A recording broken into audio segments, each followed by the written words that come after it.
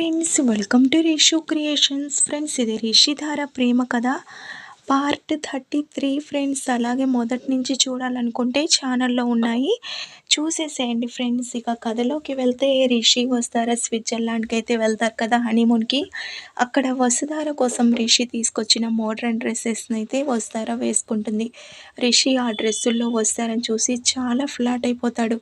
అలాగే ఇద్దరు బయటికి వెళ్ళి బాగా ఎంజాయ్ చేస్తారు. ఆ తర్వాత రిషి చాలా హ్యాపీగా ఉండడంతో వసుధార కూడా చాలా అంటే చాలా సంతోషపడుతూ ఉంటుంది. ఇక రిషి వసు ప్రేమగా అయితే చాలా అంటే చాలా బాగుంటారు ఆ హనీమూన్లో. ఇక ఎంజాయ్ చేసిన రిషి వసు రోజు ఒక చోటికి వెళ్ళి ఇక తిరిగేసి వస్తూ ఉంటారు. అలాగే ఇంకో రోజు మంచులో స్కేటింగ్ కోసమని వెళ్తారు. అక్కడికి వెళ్ళిన తర్వాత వసుధారకి అదంతా కొత్తగా అనిపిస్తుంది.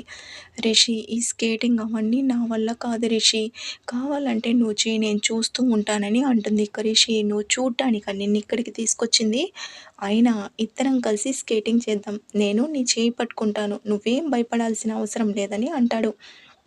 వసుధార, నాకెందుకో చాలా భయంగా ఉంది రిషి, ఆ లోయలో ఒకవేళ పడిపోతే అని చెప్తూ ఉంటుంది. ఇక రిషి, అయ్యో ఏంటి వసుధార నువ్వు ఇంతలా భయపడతావా, నీ పక్కన నీ భర్త ఉన్నాడు, నీ ప్రాణాలకి నా ప్రాణాలు అడ్డేస్తాను అంతగా అయితే అని అంటాడు.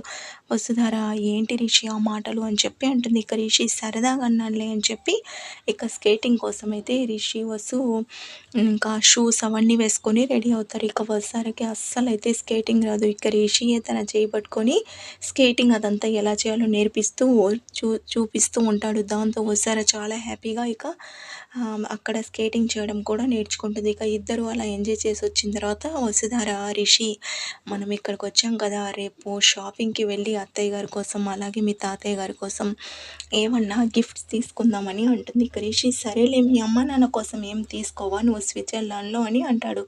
దాంతో మా అమ్మ నాన్న కోసం ఏం తీసుకోవాలి, అయినా అత్తయ్య గారి కోసం మామయ్య గారి కోసం తీసుకుందామని చెప్తూ ఉండగా రిషి, ఏంటి ఇక్కడ కూడా నువ్వు ఇలా మాట్లాడుతున్నావు, మా అమ్మ నాన్న గురించి నువ్వు ఎలా ఆలోచిస్తున్నావు, మీ అమ్మ నాన్న గురించి కూడా నేను అలానే ఆలోచిస్తాను, అత్తయ్య మామయ్య గారి కోసం కూడా మంచి గిఫ్ట్ అయితే సెలెక్ట్ చేద్దామని చెప్పి ఇద్దరు హ్యాపీగా ఉండగా అంతలోనే ఇక రిషికి అర్ధరాత్రి కాల్ అయితే వస్తుంది. రిషి అని హలో అని మాట్లాడతాడు. ఇక అంతలో అటువైపు నుంచి మహేంద్ర, నాన్న తాతయ్య గారికి చాలా సీరియస్గా ఉంది నాన్న, మీరు వెంటనే బయలుదేరండి అని ఫోన్ వస్తుంది.